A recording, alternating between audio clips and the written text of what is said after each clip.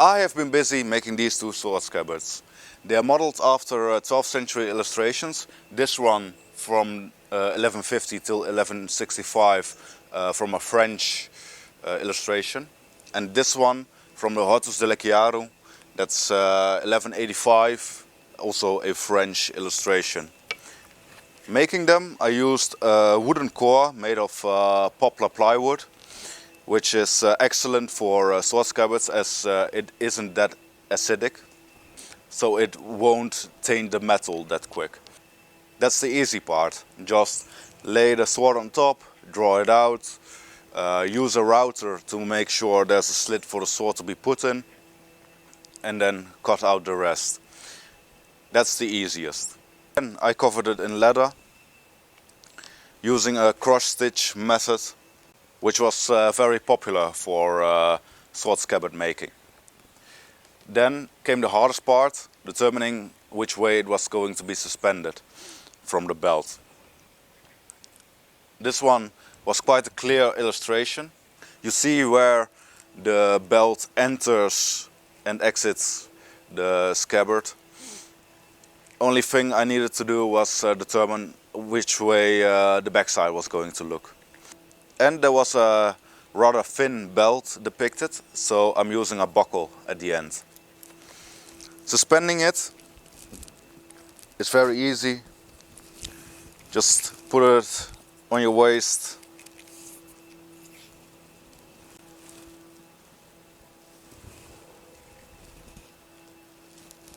And just like any medieval belt, loop it through itself. I'm doing this on the right side because, as depicted, you can't really see where the belt meets itself. So it isn't on the left side and it isn't in the middle, so it must be on the right side. Now you can see it is at an angle, which is perfect. This way you can easily grab your sword and you can easily return it. Very elegant design and very simple. Now this one. This one was rather difficult, as you can't really see what's going on the depictions. The inverted Z is rather popular in the 12th century. There are many depictions of it. So this led me to believe that there was a function for it, that it was doing something. The Z was making sure it was being suspended correctly, but there were, instead of this inverted Z, there were also regular Zs. So that leads me to believe that there wasn't really a function for this except decoration and also a bit of extra sturdiness. Underneath here, this was rather hard for me to determine how I was going to do this, but making it this way with linen thread, attaching it directly to the scabbard, make sure it stays the shape as it's depicted, which was my main purpose, my main goal. At the top, this white piece over here is also exactly as depicted. It is a bit rough, but that's because this is rather difficult to achieve.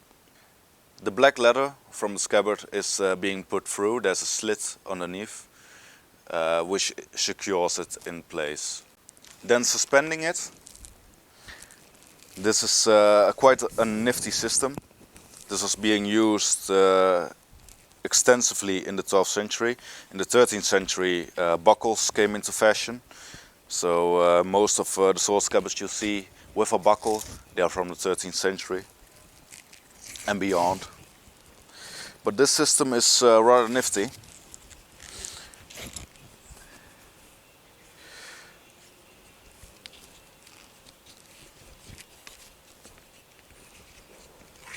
This way I can easily undo it. But now this is how it's suspended, also at an angle, very ideal for, again, grabbing and putting back your sword and To undo it, just pull one leather string and it's undone.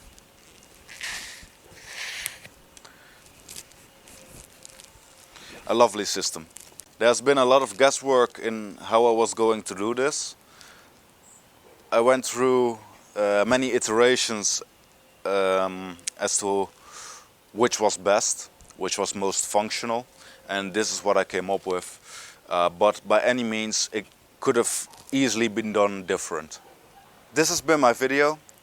Thank you very much for watching, and I hope I've helped you in making your own scabbard.